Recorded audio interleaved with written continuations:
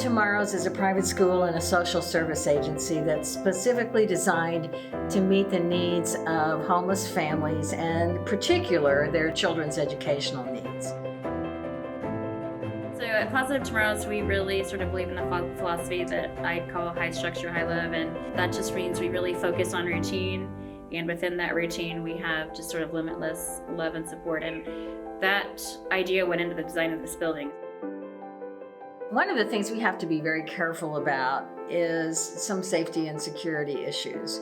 We are working with children some of our kids are from the domestic violence shelter.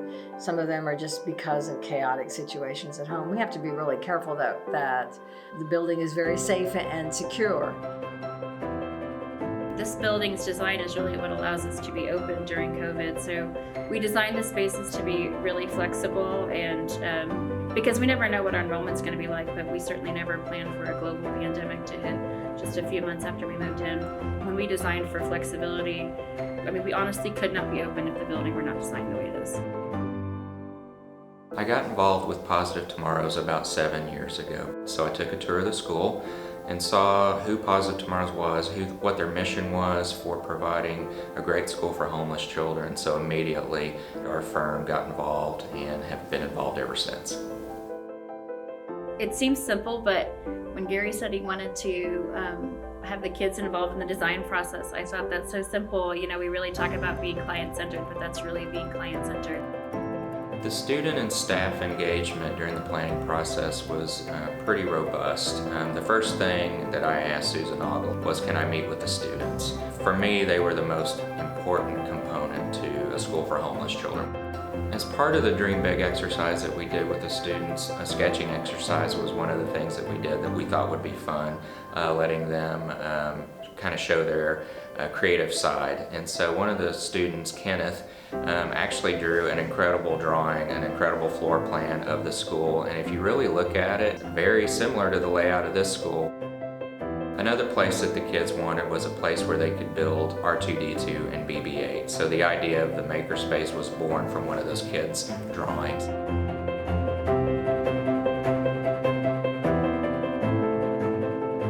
And then from there, the drawings got pretty serious. One student drew they wanted a button that they could push to call the police.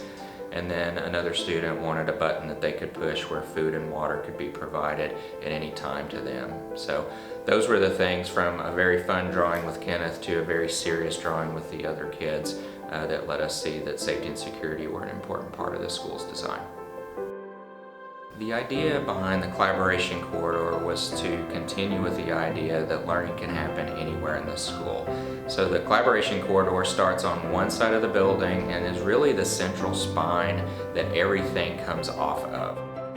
Since this is a school for homeless children, we knew that their idea of home wasn't the same as ours, so we wanted to create spaces throughout the building that reminded them of a home and taught them what a home was about.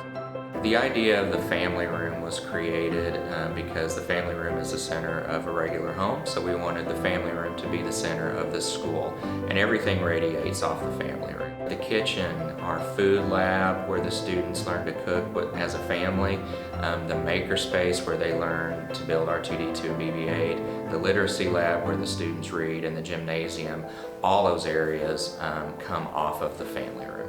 Other areas such as the living room were created outside the classrooms to create an area for them to gather as a family, if you will. I think the favorite part of the building for the children is probably the large commons area right in the middle of the school as you walk in, and then as it feeds out into the playground, and particularly the playground. Children that we serve don't normally have a very safe place to play, and they can do that at our school.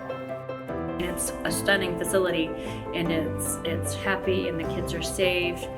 You know, I always had a problem with them being in an old building with used everything, and I'm glad that they have this building, and it's just an incredible facility, and I think that the kids deserve every inch of it.